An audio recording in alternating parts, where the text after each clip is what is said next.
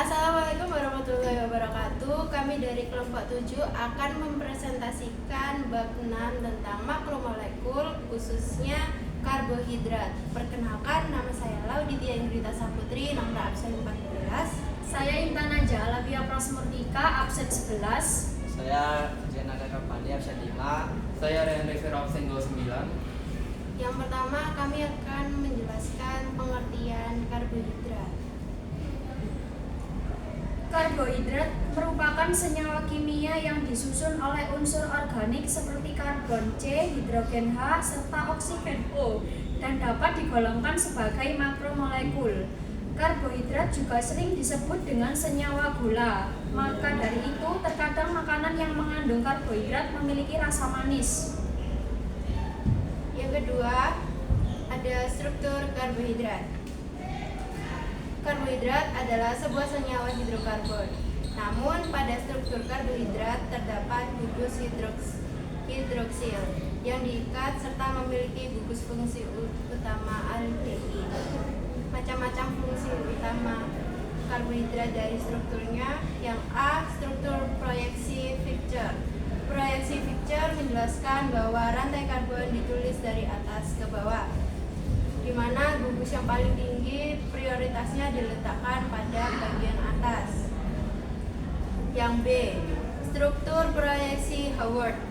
Dalam proyeksi Haworth, untuk aldoheksosa, atom oksigen berada pada sudut atas bagian kanan. Untuk seri D, karbon ke-6 dan gugus hidroksilnya atau CHOH diproyeksikan di atas permukaan cincin. Sedangkan seri L, CH2, OH diproyeksikan di bawah permukaan cincin. C, aktivitas optik. Senyawa yang dapat menyebabkan terjadinya pemutaran cahaya terpolarisasi dikatakan mempunyai aktivitas optik. Senyawa yang memutar cahaya terpolarisasi ke kanan diberi tanda plus atau D disebut dengan tekstor, sedangkan yang memutar cahaya terpolarisasi ke kiri diberi tanda minus atau L disebut juga LeFo. Penggolongan karbohidrat. A. Monosakarida. Jenis karbohidrat yang pertama disebut sebagai monosakarida yang merupakan gula atau karbohidrat paling sederhana. Artinya, jenis karbohidrat ini sudah tidak bisa lagi dipecah menjadi struktur karbohidrat yang lebih kecil lagi. 1. Glukosa, yaitu suatu aldoheksosa dan sering disebut sebagai dextrosa karena memiliki sifat yang dapat memutar cahaya terpolarisasi ke arah kanan. Glukosa mengandung 5 gugus hidroksil dan sebuah gugus aldehida yang diletakkan pada rantai 6 karbon. Glukosa disebut juga gula anggur karena terdapat dalam buah anggur, dan gula darah karena terdapat dalam darah. 2. Galaktosa merupakan monosakarida yang jarang terdapat bebas di alam. Galaktosa berikatan dengan glukosa dalam bentuk laktosa, yaitu gula yang terdapat dalam susu.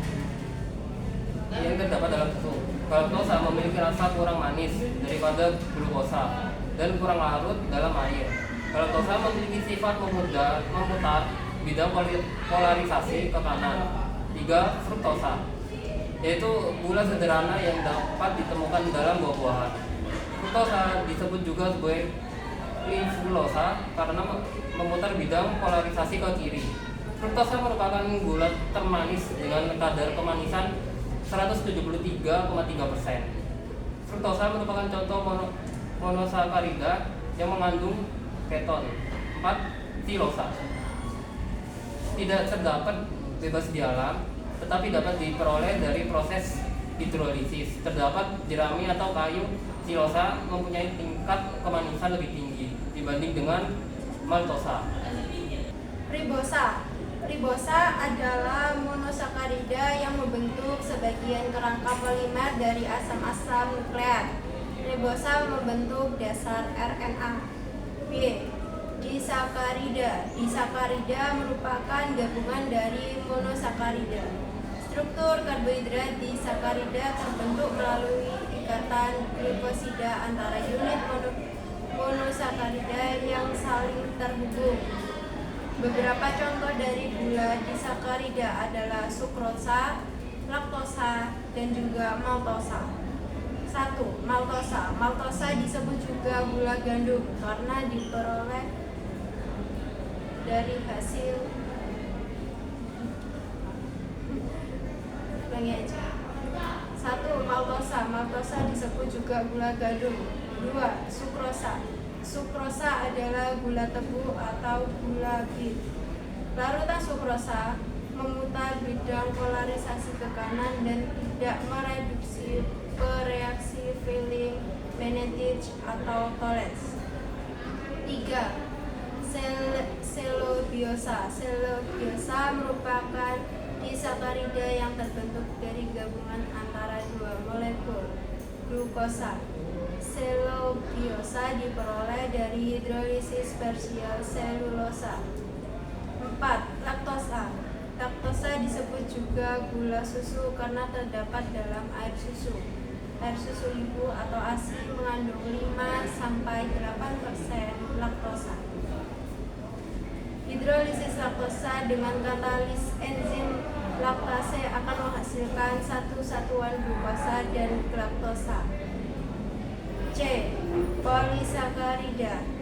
Jika mono berarti 1, di berarti 2, maka poli artinya adalah banyak.